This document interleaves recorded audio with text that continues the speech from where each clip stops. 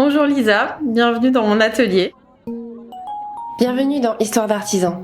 Je suis Lisa Mignet et je serai votre guide dans l'exploration de l'artisanat d'art.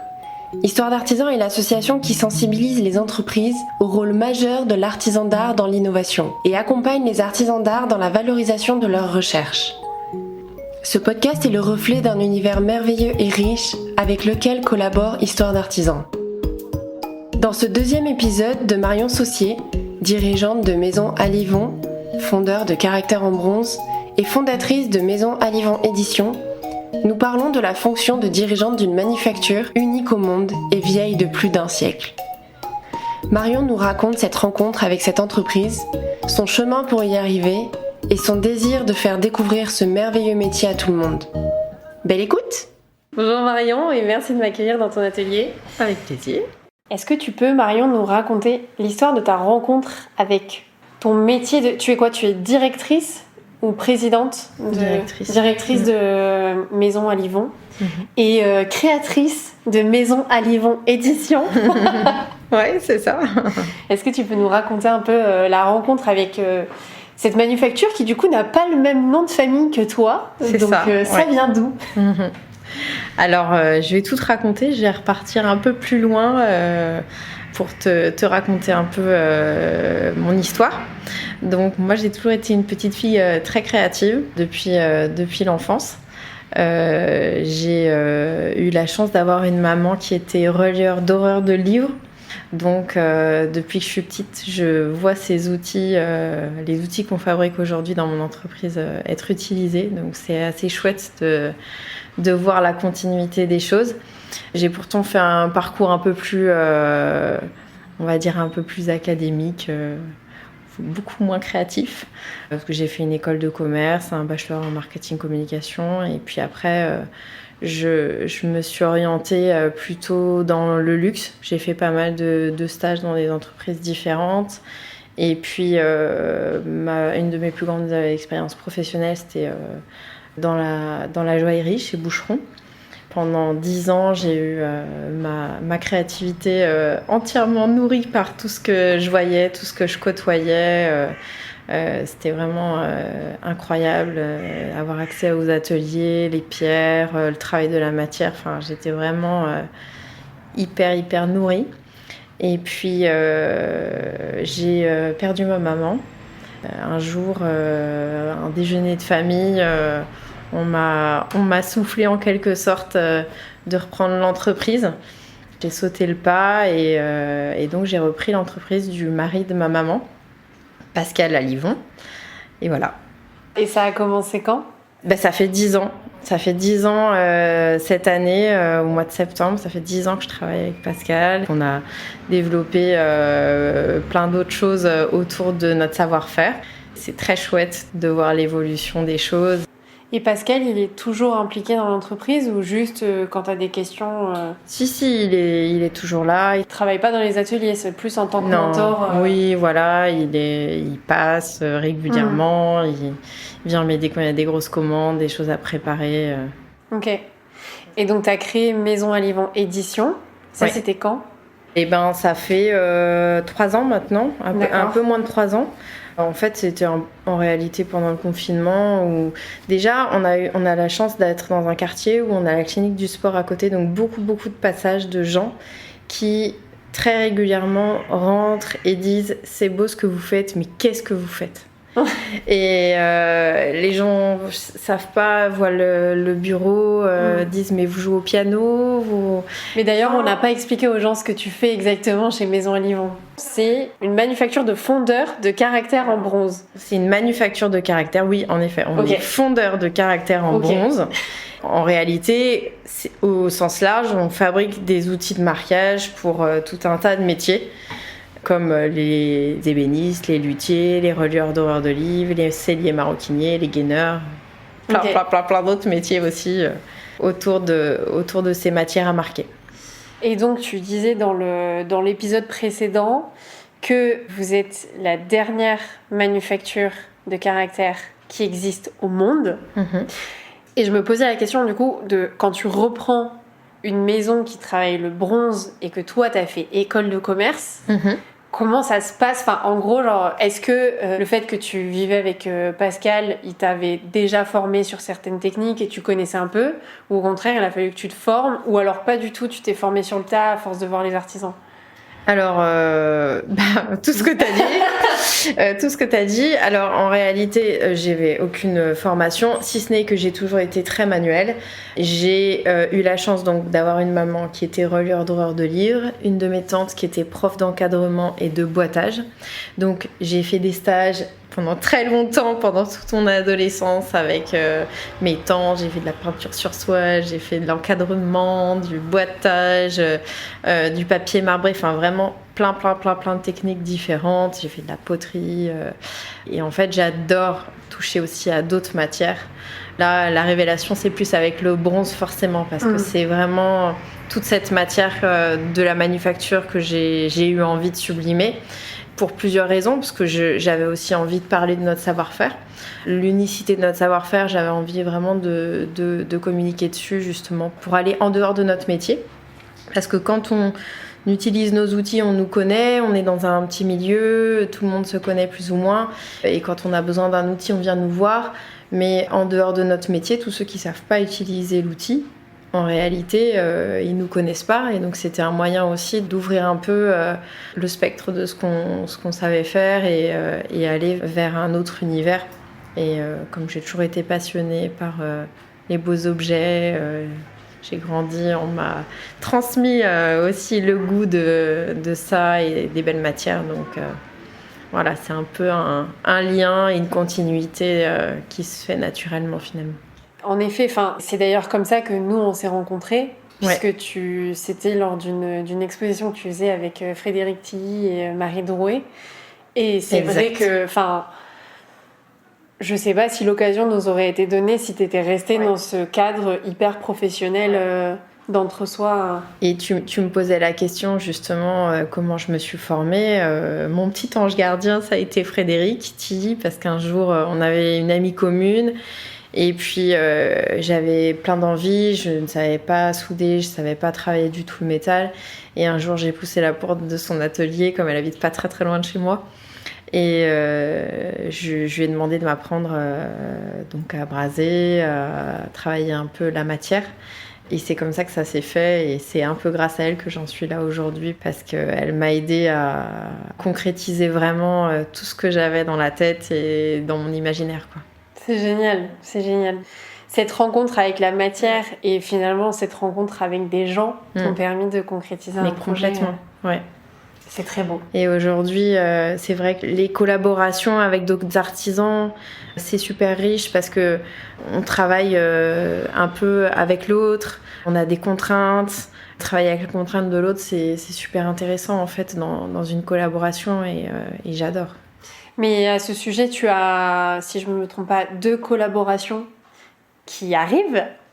Oui. Je ne sais pas si tu peux nous en parler des 2. Alors oui, une des premières là, qui va arriver, ça va être pour le Salon Révélation. Donc c'est une collaboration avec Salomé Cousseau. J'étais pas au courant de celle-ci. Ah bah il y en a une 3e alors. Laquelle tu parles? Il y en a plusieurs. Moi je pense à Jérôme Blin et... Ah oui, Jérôme Blin. Et tout à fait. Luca Banoun, oui, tout à fait. Il y a Luca Banoun. J'allais t'en parler justement après. Donc là, c'est en... Mais continue sur Salomé. Oui, alors donc Salomé, du coup, c'est un projet donc dans le cadre du Salon Révélation. Donc c'est une pièce en collaboration avec un dialogue bois et bronze.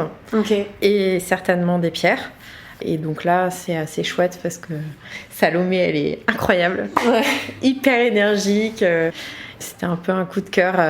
On a un ami en commun, on parle encore de synchronicité, mais là, c'était incroyable. Elle connaît quelqu'un que je connais très bien, et donc c'est assez dingue. Il y a le projet donc pour le Plaza Athénée qui va sortir début juillet. Donc c'est une collaboration avec Frédéric Tilly et Jérôme Blin. Donc c'est un peu à 6 mains, on va dire.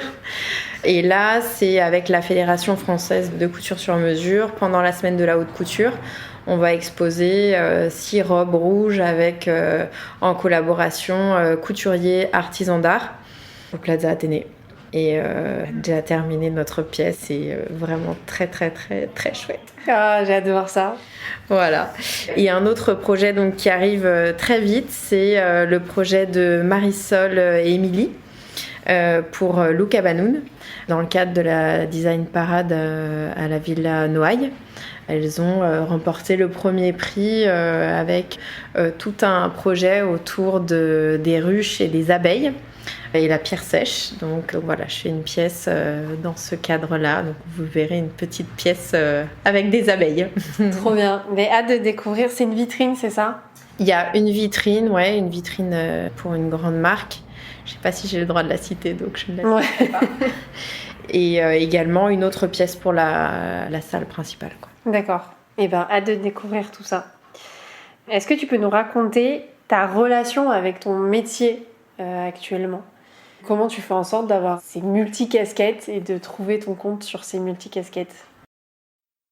Moi je suis chef d'entreprise, donc le travail de chef d'entreprise, je reçois mes clients, je les conseille, je fais les devis, les commandes, voilà, et puis j'ai toute une partie édition que j'ai créée aussi dernièrement, où l'idée est de transformer en fait toutes les matières résiduelles de la manufacture en création.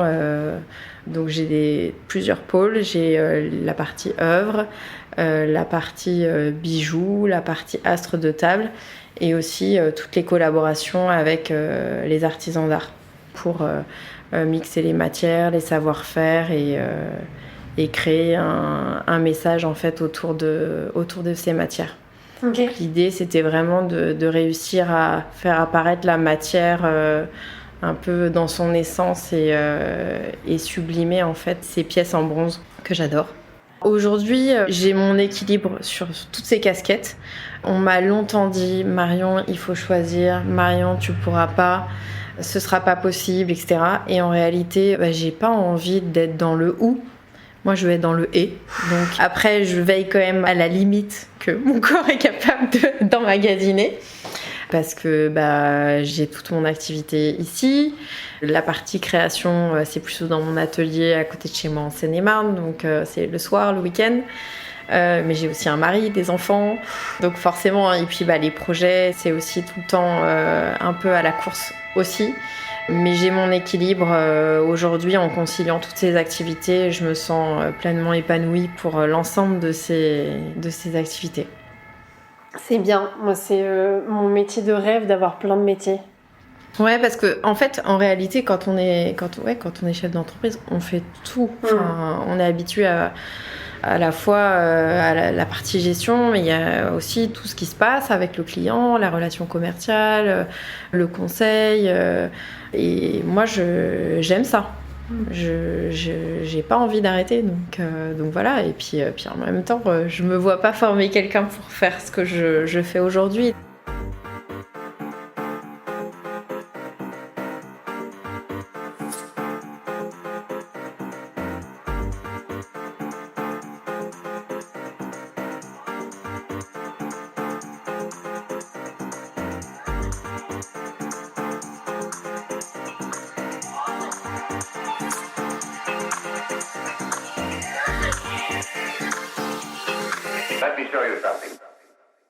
Et vous êtes combien en ce moment chez à la fois Maison à Livant Édition, t'es toute seule? Ouais, on est 6 et j'ai des gens en freelance qui m'aident également sur la partie plus communication RP. D'accord. Ok. Donc t'as 5 artisans et toi la gestion. D'accord. Ouais. Donc ce que tu disais, c'est que pour Maison à Livant, tes clients, c'est plus des professionnels qui vont avoir besoin d'outils. Oui. Et pour Maison à Livant Édition, c'est plus des particuliers qui vont vouloir s'offrir un... Non. Alors, ça, c'est ce que je voulais. Non. En fait, c'était ce que j'avais dans l'idée. D'accord. Pouvoir proposer quelque chose qui raconte notre histoire, qui marque l'émotion, qui soit quand même dans une sensibilité qui m'est propre, mais aussi que les gens puissent repartir avec quelque chose quand ils passent la porte. En réalité, c'est beaucoup plus des professionnels qui me démarchent que des particuliers. Donc, mon envie de départ, finalement, elle s'est tournée peut-être plus vers les pros. également avec des pièces en commande. C'est vraiment plus les pros qui me contactent maintenant. Et quand ils te demandent des pièces en commande, c'est quoi? Ils ont vu un objet, ils le veulent sous une autre forme, ou au contraire, ils ont compris ta technique et ils veulent un objet sur mesure? Eh ben, ça peut être les deux, parce que je vais avoir des commandes sur mesure de clients qui veulent une pièce pour un événement, tel type de pièce, tel type d'endroit dans la maison. Et là, ça va être vraiment du sur-mesure, et c'est ce que je préfère faire. J'aime pas refaire une pièce, je veux vraiment rester dans l'unicité. Un objet pour une personne, je trouve que... Et j'aime aussi, dans mon travail, fabriquer une pièce en pensant à la personne à qui elle va être destinée. Je trouve que ça, c'est une belle continuité en fait, de déjà penser à ce qui va se passer après, et de projeter ce qu'on a envie dans la pièce en fait. Dans tout son cycle de vie. Ouais. Et ces professionnels-là, donc c'est des architectes, des designers? Oui, ça va être des décorateurs, des architectes, des designers. Il y a aussi un petit peu de particuliers, mais ça reste assez minoritaire. Ça va être via les ateliers d'art de France ou notre site internet, quoi. D'accord. Et quand ils te demandent des pièces, c'est des petites pièces, ou au contraire ils te demandent des plus grosses? Plutôt des grosses Ouais. pièces. Plutôt des grosses pièces sur mesure, vraiment pour un lieu. On a fait une pièce justement... Si je peux te raconter une petite anecdote sur quand on a installé avec Frédéric Tilly et Marie Drouet la boutique de la Chambre des métiers qu'on avait louée, la rue de Fourcy. On avait presque tout installé, on avait les dernières petites choses à mettre en place, et notre première cliente arrive et dit: c'est magnifique tout ce que vous faites, c'est super. Elle avait eu le coup de cœur pour cette pièce que tu vois là qui s'appelle Arbre Céleste. Donc c'est un mobile pour les auditeurs avec des flaques en bronze assemblées. Elle me dit: j'ai pas le temps, mais j'accompagne mon mari à côté, je reviens. Voilà, donc on savait pas qui c'était, elle trouvait ça très beau, bon, super. Et en fait, elle est revenue. Il se trouve qu'elle est architecte, et elle nous a fait une commande d'une pièce sur mesure de 3 mètres en collaboration, que Frédéric a dessinée entre justement sa demande, son envie de faire cette pièce-là pour ses clients qui ont une villa dans le sud de la France, au bord de la mer.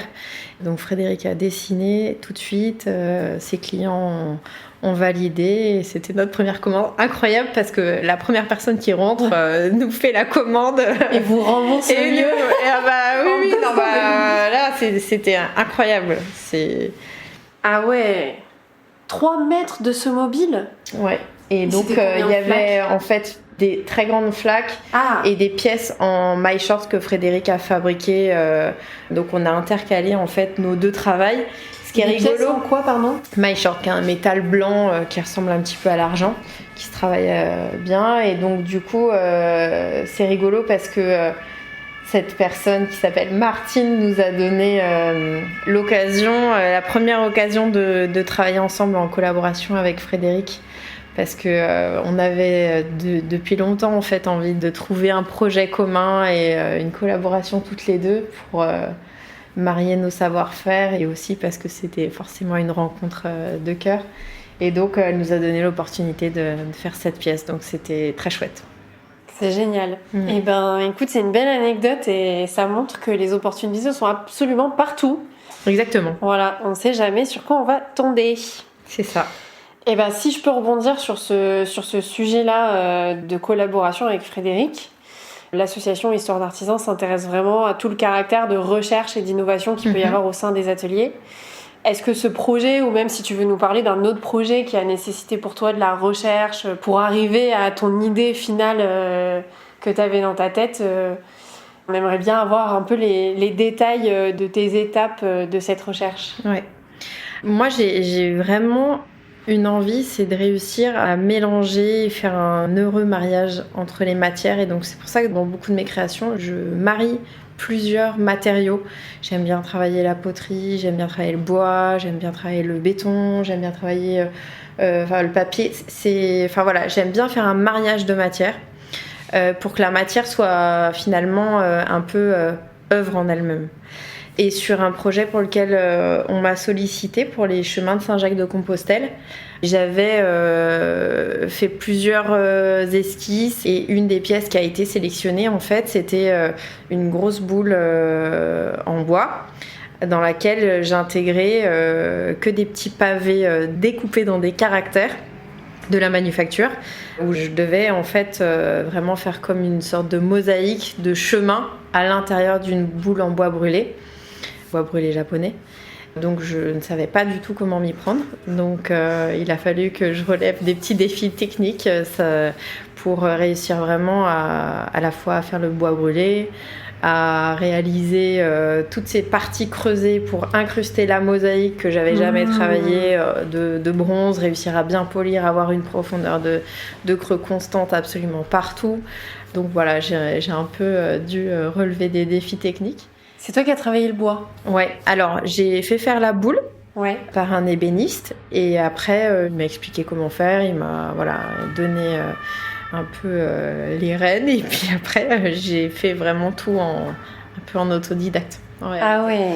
J'ai vraiment envie de travailler là sur une recherche. Je suis convaincue qu'il y a quelque chose à faire entre les émaux, la limaille de bronze et la poterie. Et j'ai vraiment envie d'essayer de faire plein de choses, plein d'essais pour réussir à hybrider les matières. Je suis convaincue qu'il y a quelque chose à faire là-dedans. Maintenant, il faut que j'achète un four pour pouvoir faire mes propres tests parce que j'ai pas envie que ça crée des dégâts chez le four de quelqu'un. Donc voilà, mais en termes d'hybridation de matière, il y a vraiment des choses à faire. Et puis, dans la collaboration avec Atelier Georges, on a également réussi à faire un presse-papier avec toute cette inclusion de poudre de bronze, limaille de bronze, etc.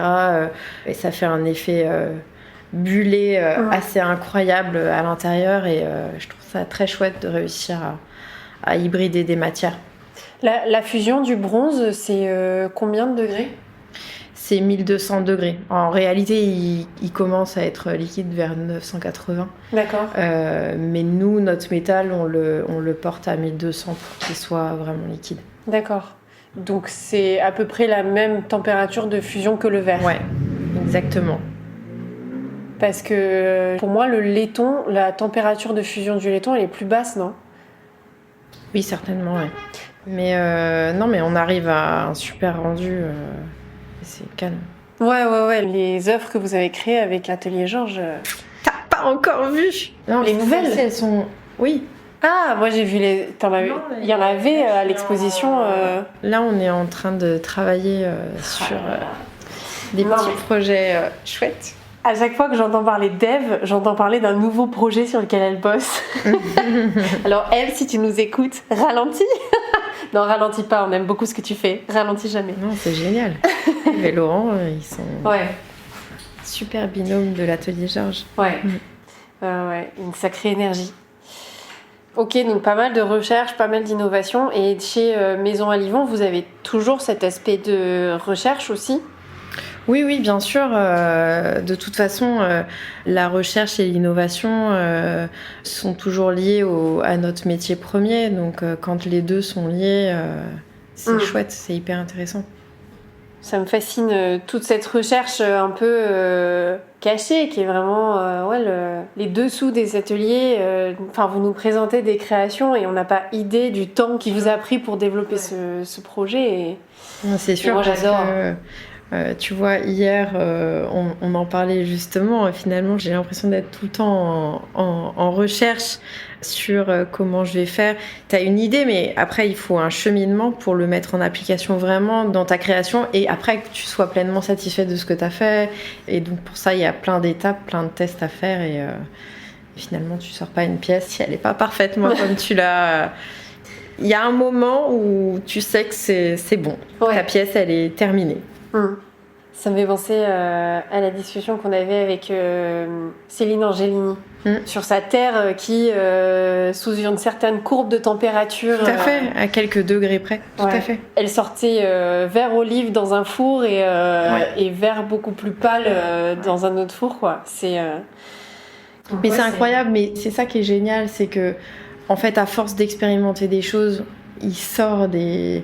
C'est incroyable ce qui peut sortir de toutes les expériences. L'exemple idéal, c'est la tarte tatin. Ouais. C'est le fruit d'un gros ratage et parfois d'un merveilleux dessert. On a un merveilleux dessert avec un gros ratage, c'est super.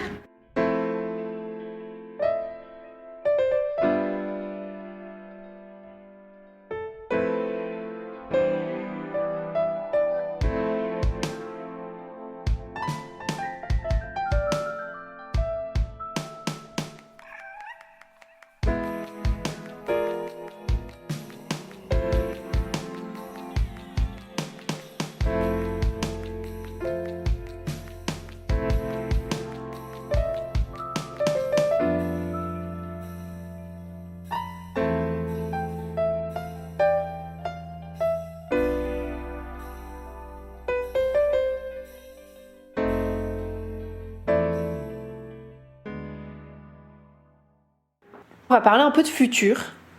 Et on a parlé un peu de ton futur proche avec tes 3 futurs projets avec Salomé, Jérôme Blin et Frédéric Tilly et Émilie et Marisol. Est-ce que tu peux nous raconter un peu genre tes envies pour Maison à Livon Édition? Toi, ton rêve aujourd'hui, maintenant que tu as créé Maison à Livon Édition, tu as envie d'aller où maintenant? Eh ben, écoute, j'ai envie de maintenir l'excellence et l'expertise de notre savoir-faire, donc au sein de Maison à Livon, sous plusieurs formes, donc fabrication d'outils de marquage. On reste comme on est, on ne change pas une équipe qui gagne. Et après, sur la partie édition, c'est sûr, j'aurais envie d'aller beaucoup plus loin en proposant donc mes collections d'objets au travers des objets d'art, des bijoux et des astres de table, et continuer mes collaborations avec d'autres artisans d'art pour vraiment offrir au monde toute cette notion de beau et de sublime qui m'anime, tout simplement. Donc en fait, ce que tu es en train de nous dire, c'est que tu es très épanouie en ce moment et que tu n'as pas envie de changer ça. Si, j'ai envie de continuer à développer mon entreprise, évidemment. Mais aujourd'hui, je me sens bien où je suis, à ma place, et je veux continuer à faire de beaux projets. Ben, c'est beau ça. Je suis pas sûre que tout le monde soit en capacité de se le dire. C'est très beau. Et ben, écoute, merci Lisa. Ça donne envie de se lever le matin. Mais même moi, en t'écoutant, hein, je me dis, mais c'est mon life goal. De ce que je comprends, c'est que t'es tellement heureuse que genre, faut que la vie continue comme ça, quoi. Oui, après, je pense que j'ai vécu pas mal de choses qui me permettent aussi de voir la vie comme ça. Et aujourd'hui, je pense que c'est important de savoir se satisfaire de ce qu'on a. Et quand on est bien, il faut se le dire, c'est important. C'est vrai, je suis tout à fait d'accord avec toi. Il faut savoir voir le positif. C'est souvent ce que je m'emploie à faire. C'est bien, Marie. Voir le positif dans chaque chose et en réalité, on est quand même beaucoup plus heureux quand on vit comme ça. Ça, je plus sois. Ben, on va passer au mot de la fin, Marion. Qu'est-ce que tu souhaites pour le futur de ton métier ? Je souhaite perpétuer le savoir-faire de l'entreprise pour offrir des outils qualitatifs pour mes clients. Et sur la partie édition, plein de belles collaborations pour créer un message autour de dialogue de matière. Est-ce que c'est un métier fondeur de Caractère en bronze ? Est-ce que vous avez des problèmes de recrutement ? C'est-à-dire que nous, en termes de recrutement, on forme tout le monde en fait en interne parce qu'il n'y a plus de formation qui existe à nos métiers. Ouais. Donc en réalité, les fondeurs, les ajusteurs, les graveurs, ils sont autonomes et polyvalents au sein de l'entreprise pour pouvoir justement se remplacer s'il y a le moindre souci. Mais oui, bien sûr, on a des problématiques de recrutement comme dans tous les autres secteurs d'activité. Si on cherche quelqu'un, ça va être quand même compliqué de recruter des salariés compétents, vu que de toute façon, il faut aller en dehors de notre métier. Il y a aussi un autre sujet, c'est que l'artisanat en général, c'est quand même une économie. Et moins tu as d'entreprises artisanales, moins tu as d'entreprises qui travaillent pour les artisans. Notamment, je sais que par exemple, c'est le métier où je m'y connais peut-être le plus, mais les métiers de souffleur de verre, ils ont des problèmes dans les ballottes de couleurs, parce qu'il n'y a plus que 2 ou 3 entreprises dans le monde. Pareil pour les machines. Est-ce que c'est la même chose pour toi, ou finalement vous avez des problèmes d'approvisionnement, ou vous êtes indépendant? Alors nous, on est vraiment assez autonome. Ce qu'on va acheter, ça va être du bronze, tout simplement. Donc en lingot, on fait faire notre composition spécifiquement et on achète nos creusets. Mais après, tout le reste, on est autonome. On a l'outillage pour faire tout ce dont on a besoin en réalité. Un creuset, un creuset, c'est, si tu veux, c'est un peu comme on va dire, la marmite de fusion. D'accord. C'est là où on va faire fondre le métal, en fait. D'accord. Donc, comme dans le soufflage de verre. Oui, voilà, certainement. Après, on n'a pas de problématique. Bien sûr, on est impacté comme tout le monde par les hausses de l'énergie, les coûts des matières premières. Évidemment, on vend des feuilles d'or. Ça a pris énormément de... Enfin, les cours sont hyper hauts, donc on est bien sûr impacté. Ok, mais c'est parce que vous êtes la dernière que du coup ça fait des années que vous avez appris à être autonome, ou c'est un métier qui est facile, enfin tu deviens facilement indépendant?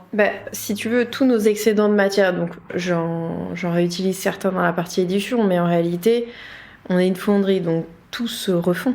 En réalité, tout peut repartir au creuset, et après c'est un cycle vertueux et toujours en mouvement. Donc on n'a pas de... Il n'y a pas de machines qui peuvent tomber en panne Ah bien sûr, oui, bien sûr. Et vous faites comment dans ces cas-là? On fait réparer le moteur, on fait réparer donc il y a encore des gens qui sont en capacité de réparer vos machines? Oui. Ok. Ouais. Même si vous êtes le dernier? Ouais. Parce que vous utilisez des machines qui sont utilisées dans d'autres métiers, ou parce que il y a des gens qui sont suffisamment gentils? Non, et puis il y a des... Enfin voilà, on a aussi la chance d'avoir des gens dans l'entreprise qui sont très bricoleurs, qui savent réparer. C'est pour ça que quand tu me disais tout à l'heure, est-ce qu'il faut être créatif, etc. Oui, il y a des moments, il faut être créatif, il faut être inventif et manuel, et pour savoir se débrouiller dans toutes les situations. Ouais. Oui, c'est pas forcément de la création pure au sens créa artistique, mais la créativité, il faut l'avoir au quotidien si on veut pour régler les problèmes. Réussir à faire des choses qui sont adaptées à nos besoins. Tout simplement. Tout simplement. Et écoute, c'est une belle fin de dire que la créativité, elle est partout. Oui. Merci beaucoup Marion pour cet échange. J'ai été ravie que tu m'offres un peu de ton temps, parce que je sais qu'il est précieux. Et j'ai été ravie de voir ton atelier parisien. Hâte de voir celui en Seine-et-Marne, c'est ça? En Bourgogne. En Bourgogne. Ouais. En Seine-et-Marne, c'est mon atelier de création. Ah oui. Ah, toi, t'es en Bourgogne. Ok. Vous avez 3 lieux. Non. Alors attends, on reprend. La manufacture est en Bourgogne. Okay. Mon atelier de création est en Seine-et-Marne. J'en ai un derrière, mais je l'utilise pas souvent, c'est vraiment quand je suis en rush, parce qu'il est pas assez équipé, que ici on est à Paris, je peux pas faire de bruit, je peux pas, voilà, j'ai pas beaucoup de place, donc là où j'ai de la place, c'est chez moi en Seine-et-Marne. Ok. Un grand merci Lisa. Et écoute, pour cette interview et cet échange. Oui, moi aussi ça m'a fait très plaisir. Et puis à bientôt. À bientôt. Merci beaucoup pour votre écoute. J'espère que ce 2e épisode avec Marion Saucier vous aura plu. Vous pouvez continuer de m'aider à faire découvrir les histoires d'artisans au plus grand nombre en mettant une note et en vous abonnant sur votre plateforme de streaming préférée. Comme d'habitude, je publie régulièrement des photos du travail des artisans sur Instagram, donc n'hésitez pas à vous abonner pour découvrir leur métier en images. À bientôt avec une nouvelle histoire.